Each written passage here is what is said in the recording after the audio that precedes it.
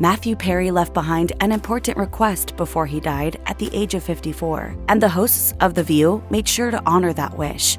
The world was shocked when news of Matthew Perry's untimely death broke on October 28, 2023. Just a year earlier, he'd released a tell-all memoir in which he wrote, "When I die, I know people will talk about friends, and I'm glad of that. But when I die, as far as my so-called accomplishments go, it would be nice if friends were listed far behind the things I did to try to help other people." Perry also acknowledged that his wish probably wouldn't come true. And indeed, many Friends fans grieved by sharing their favorite Chandler Bing moments. But others made Perry's hopes a reality by posting heartfelt tributes detailing how he positively impacted their lives. One of those tributes happened on The View, as co-host Whoopi Goldberg held back tears as she admitted, "We were all beyond heartbroken to hear about the sudden passing of Matthew Perry." Goldberg also recalled, "We were very lucky to have him here last year when he was really open about overcoming his struggles with addiction, and he was really passionate about helping other people get through it." Then the show played a clip of Perry sharing some wisdom that helped with his journey to sobriety, including his heartfelt advice to others battling addiction. You get the right help,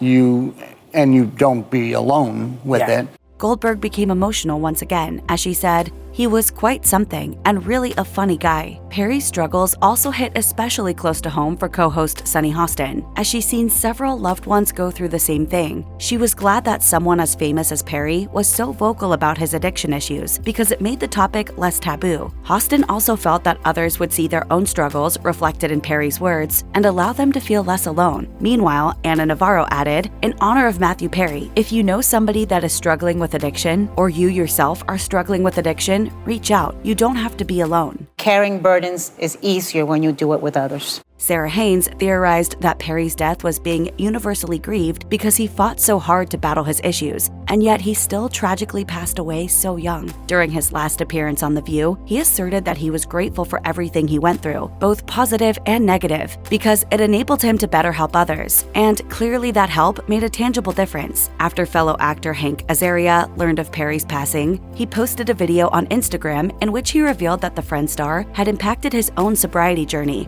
The two met when Azaria was 21 and Perry was 16, and they formed a close bond after filming a pilot for a show that was later scrapped. Azaria also got candid about his own struggles with addiction, as he explained, "The night I went into AA, Matthew brought me in. The whole first year, I was sober. We went to meetings together. I got to tell him this. As a sober person, he was so caring and giving and wise, and he totally helped me get sober." Azaria also revealed that he had a hard time reading Perry's memoir. He became too emotional thinking about how Perry's addiction changed him as a person, and how his loved ones couldn't do much to get him back to his normal self. Azaria isn't the only person Perry has helped with a journey to sobriety. He went so far as turning his Malibu mansion into a sober living facility for men, where they could safely reside after completing rehab treatment. Although that venture shut down in 2015, Perry wasn't quite done yet. In October 2023, People magazine reported that he was planning on establishing a foundation to help others overcome addiction. He had also reportedly sought to bring about legal changes for people with addiction issues by advocating for rehabilitation rather than incarceration for minor offenses. If you or anyone you know needs help with addiction issues, help is available. Visit the Substance Abuse and Mental Health Services Administration website or contact SAMHSA's National Helpline at 1-800-662-HELP. That's 1-800-662-4357.